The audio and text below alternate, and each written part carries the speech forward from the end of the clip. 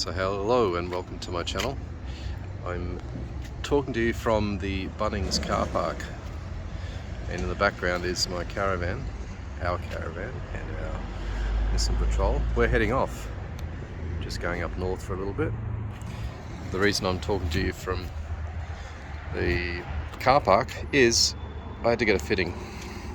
So I haven't actually ever taken the van to a caravan park before, and this water fitting here needs a male connector for the hose, which is what I've got now. So yeah, we're going up to a place called Guilderton, and it's only about 100 kilometers away up north. The weather's not fantastic, if I'm honest, but it's going to clear up tomorrow. It's actually very mild today. It's about 19 at the moment. So yeah, it's not an off-road camp. It's a pretty straightforward caravan park. We're staying for 2 nights, and we plan to have breakfasts out and dinners out, and we'll just have our cheese platter type stuff for lunch.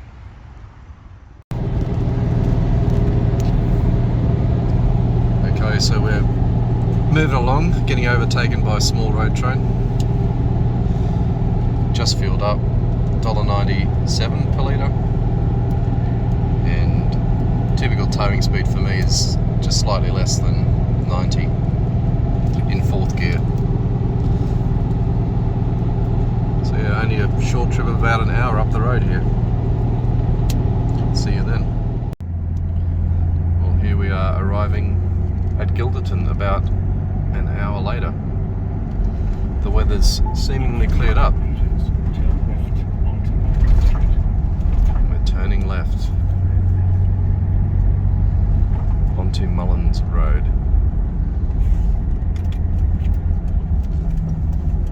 Take the second left. That's a service station. Won't be doing that.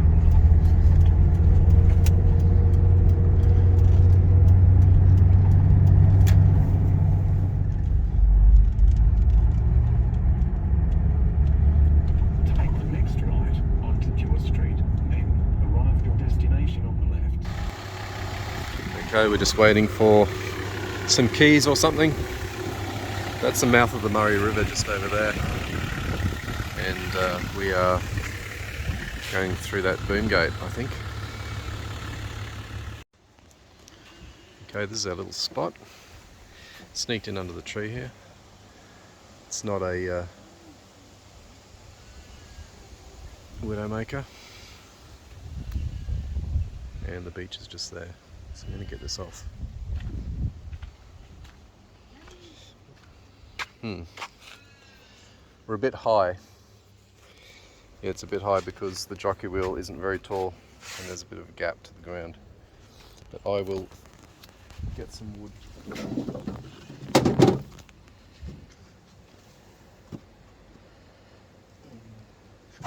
a bit of construction.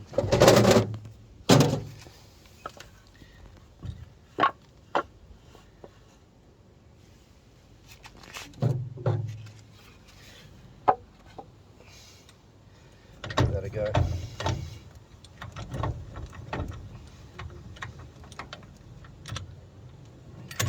Best not forget to take the brake on.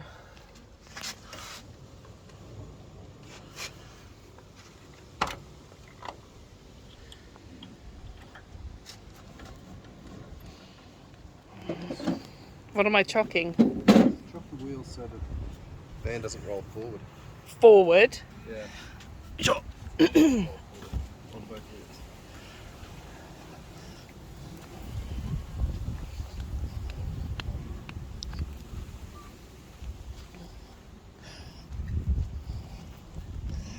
Yeah, I don't want a crushing injury.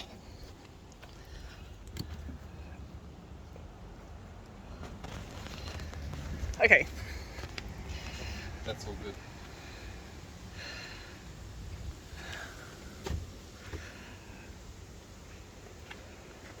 I think we're off. Let's undo this breakaway.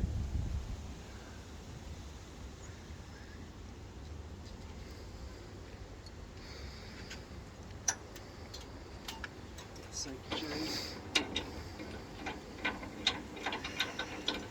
These are quite handy. They just hang up on the drawbar there.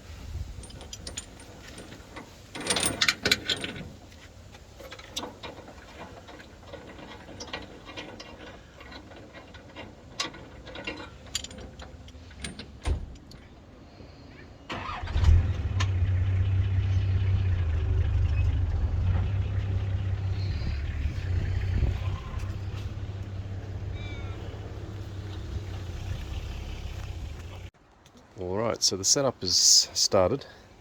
First of all, we've got this level here. It helps us to level things pretty well. So you pull step out, and this awning which I put up, it's a automagical one. We've got a little switch here, open and close on that, so that just gets that out, and then the legs just swing down. Got the kitchen in here. It's a slide-out kitchen. It's a two-hander, so I'll do that in a sec. And the fridge is in here, and that's a one-hander. Okay, the kitchen slides out, and this is the little leg that props it up. And it's a bit of a two-hand job. I can get under there at least. Putting you down. Okay, so quick tour of inside. We'll just pass the chairs out to lovely wife who's outside. There you go. Number 2. So we got a control panel up there, various switches and fuses and monitors. Turn the water on. Is that how you do it? Yeah. Just turn it off, turn it on. And it shows us that we're completely empty before I fill it up. And we have a TV here. And in the back, here's the ensuite, toilet and shower. So it's all pretty compact. And with that, I'm going to finish setting up. Okay, it's about 4:20 in the afternoon. We've had a little bite to eat, just a small kind of cheese platter setup, and we're heading down to have a look at the beach. We haven't seen the beach yet. We've just been chilling here, getting a good dose of sea breeze, which has been nice. And later in the afternoon we're going to head to get our dinner. We're going to the Seabird Tavern, which is, again, it's right on the coast on the beach, and it's about 25 kilometres away. Nothing really here to speak of. There's a roadhouse and a cafe, but the cafe's only open on Wednesday onwards, so yeah, we'll give you a look at the river and the beach up here. Okay, sorry about the wind noise, but that's the upstream down to the mouth of the river here, and then a bit of a walk along this concrete boardwalk. We think it's this way to the beach. Well, there's a plaque commemorating the tragic loss at sea of the crew of the 18-foot yacht Pastime in December 1934. 5 people. Alright, so pardon the wind noise again, I'll speak up a little bit. So this is the mouth of the river, and observe that it doesn't actually make it to the sea, which is unusual, and then you come to this warning sign here, which says, apart from the beach not being patrolled, there's always a possibility of being swept out to sea when the river mouth breaks, and you're not allowed to break the sandbar. Seems fair.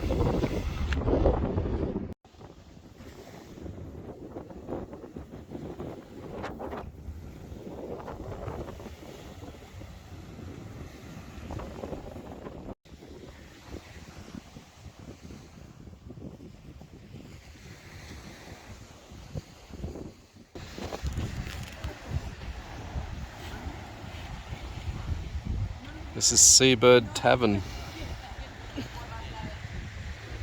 And we've just ordered chicken burger, fish and chips.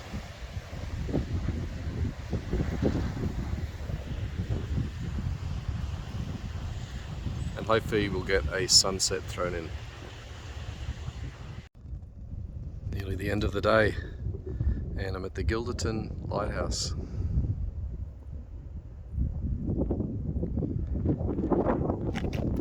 And sunset is approaching. Just going for a quick walk, just down to the coast.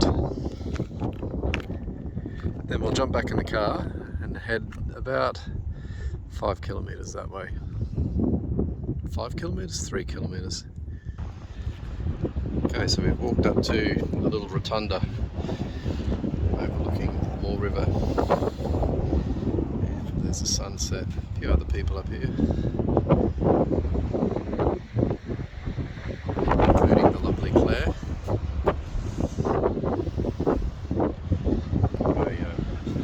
A small drink of wine to enjoy watching the sun go down.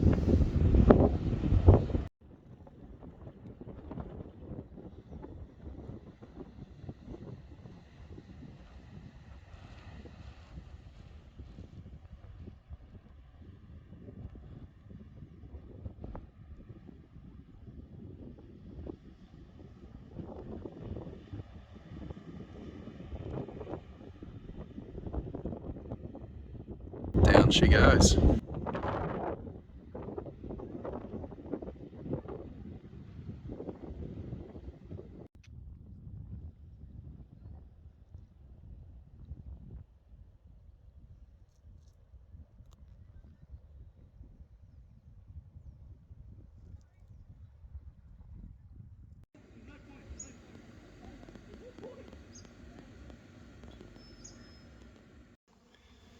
Okay, I've just stumbled out of the van on day 2, and I'm going to see if this releases a cloud of mosquitoes.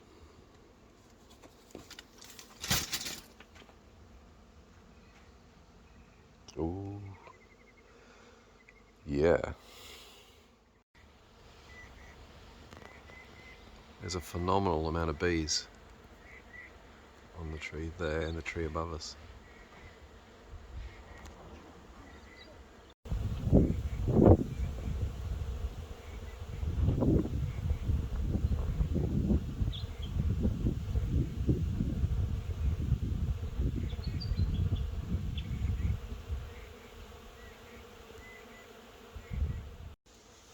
Yeah, so when you're newly discovered to be anaphylactic to bees and you're camping between 2 trees that are swarming.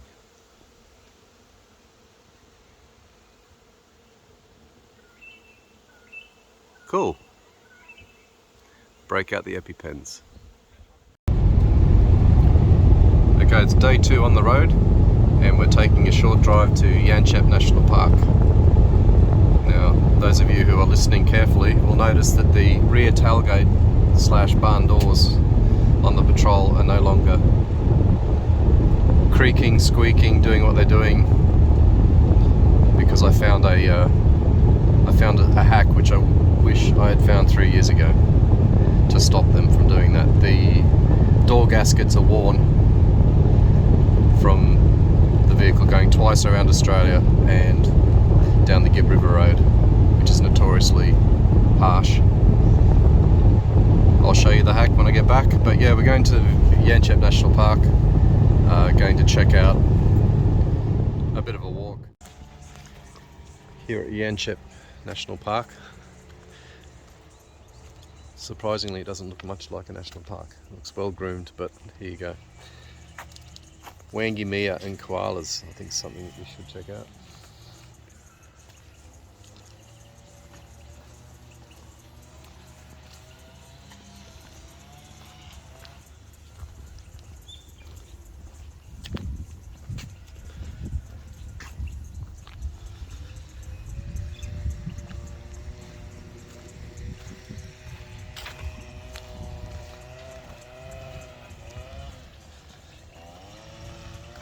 Good grief, that's a big tree.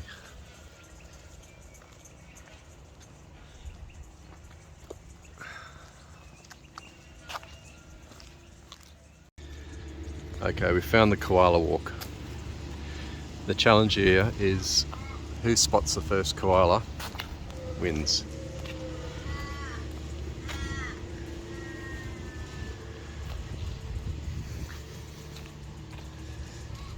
They're joking. I don't know if they're joking. Oh, John, come and the sign. That's got to be real. They don't like these sorts of peppermint. This is a peppermint, what's it called? Weeping peppermint tree. I think they do like it. There's a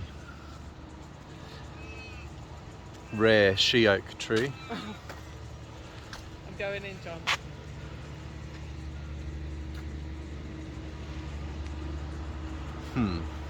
You got to look for the koala poop. Oh, good one. It's like Bear Grylls.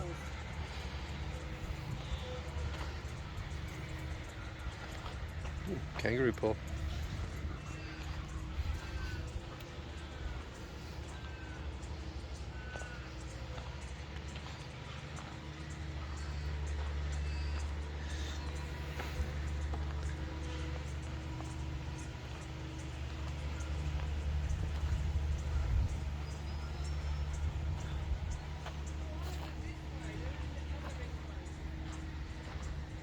Oh.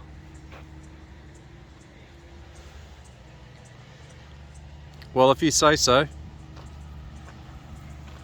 If you say there's koalas that way. Maybe it was just a sign of the koalas. No, I think that means they're in that tree. Well, this is a game the whole family can play, if I'm honest. There's two on there.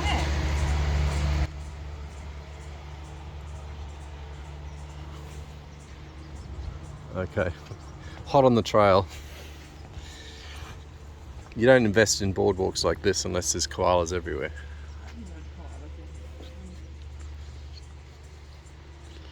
Oh my god, I feel like we're really impatient.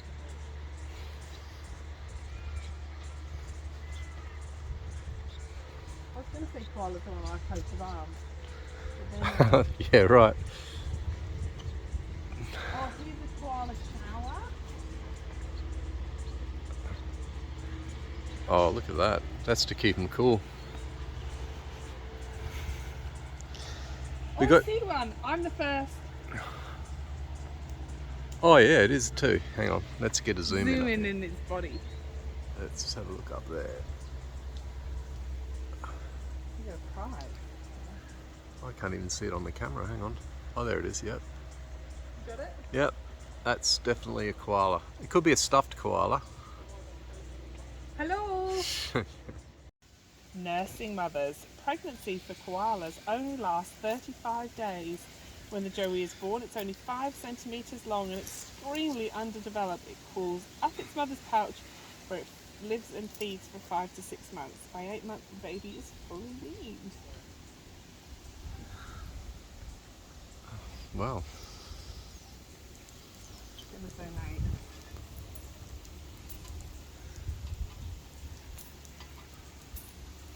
Maybe just this one koala. Well, looking at the tops of the trees, which are really denuded, I'd say there's been koalas here. I can't see one. Well, viewers, we've come across gold, koala gold. There's one there not moving, and there's one there that is moving. He was scratching himself not 5 seconds ago, so definitely alive, not stuffed. Hello. Hello. Hi. Caca. What noise do koalas make? Did it look? I think that's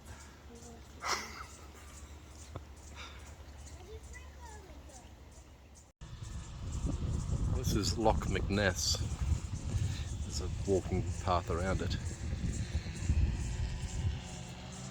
Manicured gardens. Up there in the distance is the McNess house. He was a 1930s entrepreneur and philanthropist. Actually, he helped a lot of unemployed people. He set up a trust and a charity and took donations and gave them out. And back in the day, he left, I think, over £170,000 to continue his legacy of helping unemployed people. So, yeah, very beautiful place, no doubt about that. Lots of walking to be done. We're on the wetlands walking track, and lovely Claire had the idea to keep an eye out for nope ropes, so we will. But there has been a fire coming through here. Luckily the Aussie bush grows back after fire, twice as aggressively. See all the undergrowth there.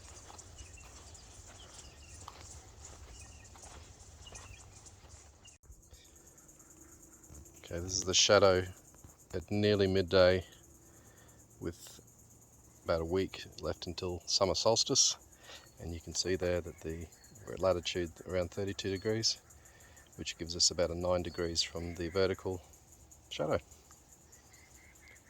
Very interesting and educational. Okay, this afternoon we find ourselves at Crystal Cave. Well, this is the car park.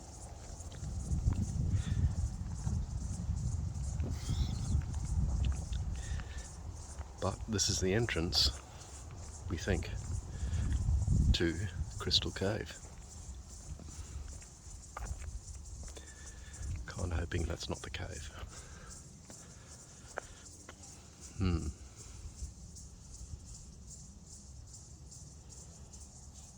Okay. It's a guided tour, so this ought to be fun. Okay, the cave tour begins.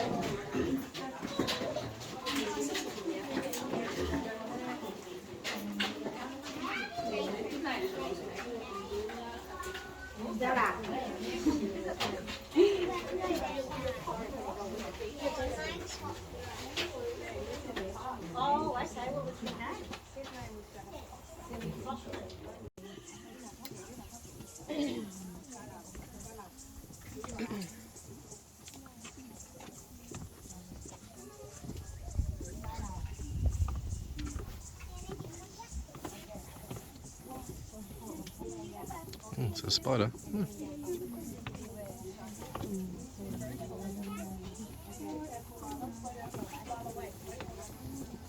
Scorpion on this side.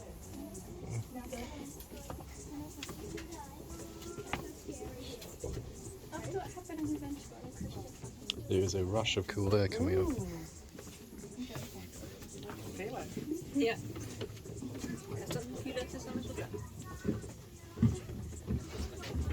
Some red backs.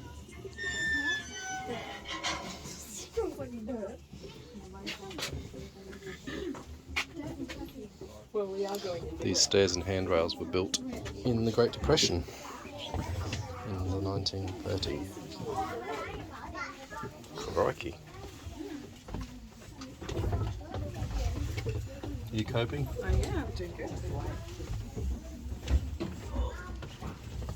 What's much cooler? I'll make sure you do your COVID thing. Nah. Oh look, there's so much road, John. I think I need to go north.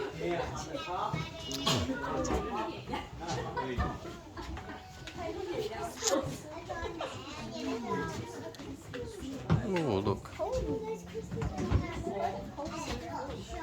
Stalactites. Tights come down, don't they? We'll be going through, as we go through the cave, we'll be going through 3 chambers. And this is the first chamber, which we call the annex, and we're approximately 9 metres underground. The deepest part that we get to is around 13 metres. And not only are we standing inside a cave, but we are standing inside a cave, which is 1,000 metres deep. And this is the first chamber, which we call the annex, and we're approximately 9 metres underground. The deepest part that we get to is around 13 metres. And not only are we standing inside a cave, but we are standing inside a cave, which is 1,000 metres deep. But we're also standing inside an ancient sand dune. So all this rock that you see around you was once sand dunes along the beach. It's all made up of crushed up shells, corals, sea animal skeletons, all ground up by the ocean waves, washed up onto the shore and blown into giant sand dunes. So if you've ever been sandboarding, this is what it used to look like. And then slowly over time, the rain seeps down through the sand and slowly cements it together to form this limestone rock.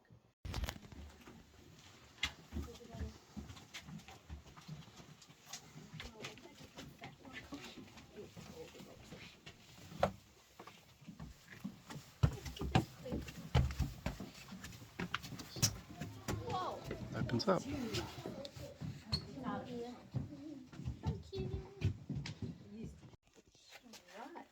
Have we got a good imagination?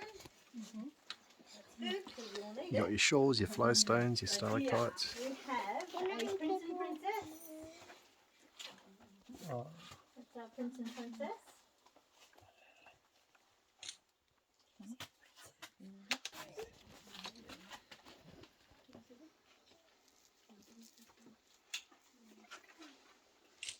So that's Davy Jones's beard. For the Star Wars fans, we've got Jabba the Hutt sitting on the edge there. And standing up there behind him is Bart Simpson.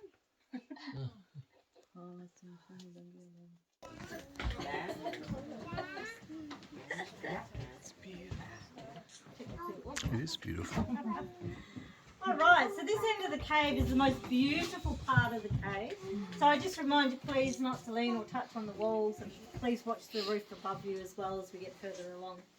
But as you look around, you can see some wonderful shawls and stalactites. We go through the tunnel. Watch your shadow, apparently, on the left-hand wall.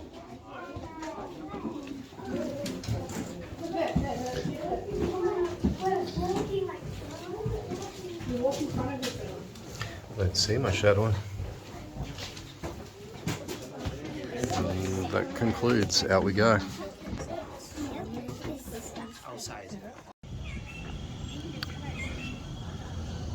We've just had a lunch of halloumi and fungi burger and a T-bone steak surf and turf. I'm just trying to find some ringneck parrots down there. Our native parrot. Off to the glamping site. Okay viewers, we're heading back to the glamp site. There's just two things I wanted to confirm. First of all, the barn door fix with the hack I'm going to show you soon is still working. That's despite it sitting baking in the sun for most of the day.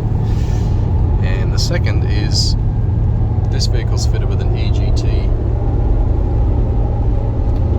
gauge down there with the red LED lights.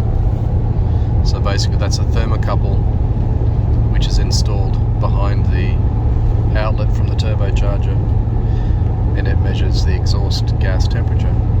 Really handy if you're towing. It's got an automatic alarm or configurable alarm. Mine's set to go off at 550 degrees Celsius. And if you do have a diesel and you tow with it, highly recommended, because it means you are protecting the engine, because without it, and on a non-fuel injected, as in non-electronic injected diesel, you can actually do damage without knowing about it. That's all for now. Okay, we're back at the glamp site, and we came back to our awning being neatly stowed away.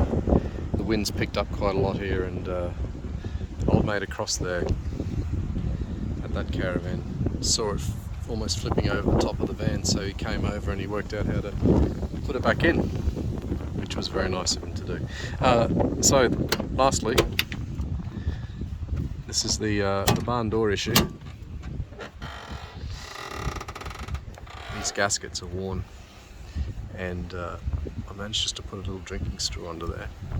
If I take that out without, it starts making a little squeaking noise in there. So that tells me that with a small modification, with maybe some parachute cord underneath that gasket, or maybe even a new gasket. That'll fix that rattling forever, which is bloody awesome. Alrighty, that's it for now. Well, it's breakfast on last day. We're about to head home, and I thought I'd share a little bit of a breakfast hack. Camera. Bacon and eggs on a wrap. You don't need to use plates or anything to serve. Knives and forks. No knives and forks, no cutlery, and there's a fly buzzing on it. Oh, no. So yeah, outdoor kitchen, no kitchen inside. We like that specific feature because when you cook inside you end up with bacon smoke in your bedding, which isn't the most pleasant. If you come across some really weather, you can cook inside on a butane stove, but we've never done that. We've never been to the snow. There's no snow around us, and the weather's never been really that terrible that you can't cook under an awning. Yeah, so we'll just get packed up and on the road. Well, after breakfast. Okay viewers, it's just turned 10 AM, so we've left the caravan park at Guilderton and we're heading home, roughly an hour and a quarter, maybe an hour and 20 minutes. Interesting news from home. We left our teenage kids in charge of the two dogs, of Jake and Rosie. Between themselves they ordered the division of labour. One promised the other that one would do the cooking, the other would look after the dogs. And I'm not going to name names, but someone didn't uphold their end of the bargain, and as a result the dogs didn't get adequate outside time to do toileting. So there was a bit of a mess to clean up apparently. Who says you can't train a dog? Well, thanks for checking out this clip. It's been a really nice couple of days getaway, and you can hear the rear barn door creak is back after I showed you how I fixed that. I didn't put it back the right way, and now it's driving me nuts. So thanks again for watching. See you on the next one.